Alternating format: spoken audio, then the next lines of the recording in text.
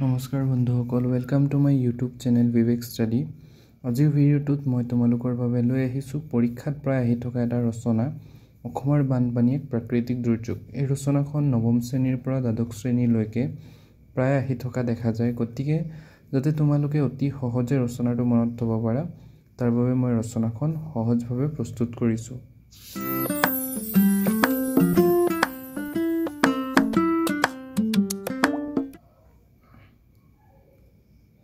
আৰম্ভণি। অসম উত্তৰ পূৰ্বাঞ্চলৰ অন্যতম গুৰুত্বপূৰ্ণ ৰাজ্য।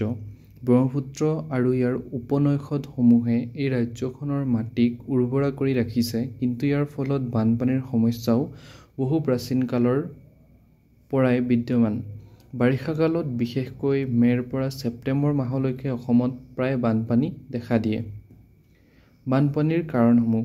অসমত বানপানীৰ প্ৰধান কাৰণ হৈছে অতিবৃষ্টি। ব্ৰহ্মপুত্ৰ আৰু ইয়াৰ উপনৈসমূহত অতি পৰিমাণে বৰষুণ হোৱাৰ ফলত পানীৰ স্তৰ বাঢ়ি যায় আৰু নদীৰ দুয়োপাৰ ভাঙি পানী ওলাই আহে। ইয়াৰ উপৰি বৰফ গলি অহাৰ ফলত আৰু হিমালয়ৰ পৰ্বতশ্ৰেণীৰ পৰা নামি অহা পানীয়ে ব্ৰহ্মপুত্ৰৰ পানীৰ স্তৰ বৃদ্ধি কৰে। প্ৰাকৃতিক সমস্যাৰ উপৰিও মানুহৰ সৃষ্টি কৰা সমস্যা যেনে বননি ধ্বংস, নদীৰ পৰিসৰৰ অশ্ৰেণীবদ্ধ উন্নয়ন আৰু খনন কাৰ্যৰ অভাৱেও বানপানীৰ সমস্যাক বৃদ্ধি কৰে। বানপানীৰ প্ৰভাৱ। অসমত বানপানী ব্যাপক ধ্বংসৰ সৃষ্টি কৰে। পথাৰ, গাঁও, নগৰ আৰু শস্যক্ষেত্ৰসমূহ পানীৰ তলত পৰে। বহু লোকে নিজৰ ঘৰ-দুৱাৰ হেৰুৱায়। চৰকাৰী তথ্য অনুসৰি প্ৰতি বছৰে বানপানীৰ ফলত লক্ষাধিক লোক ক্ষতিগ্ৰস্ত হয়। শস্যৰ ক্ষতি হোৱাত কৃষকৰ জীৱন কষ্টসাধ্য হৈ পৰে।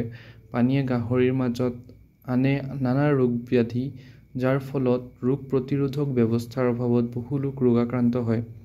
প্ৰতিকাৰ।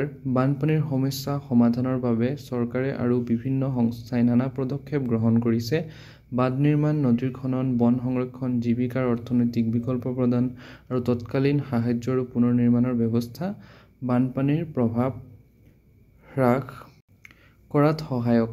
গ্ৰামাঞ্চলৰ লোকসকলক সজাগ কৰা আৰু সহায়তা প্ৰদানৰ বাবে বিভিন্ন সংগঠন সচেতনতামূলক অভিযান চলাইছে।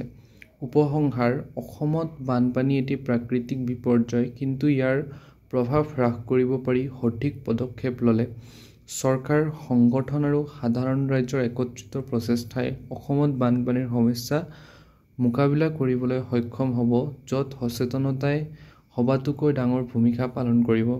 আধুনিক বিজ্ঞান আৰু প্ৰযুক্তিৰ সাহায্যত বানপানীৰ প্ৰভাৱ কমাবলৈ আৰু এই প্ৰাকৃতিক সম্পদৰ সঠিক ব্যৱহাৰ নিশ্চিত কৰিব পাৰি।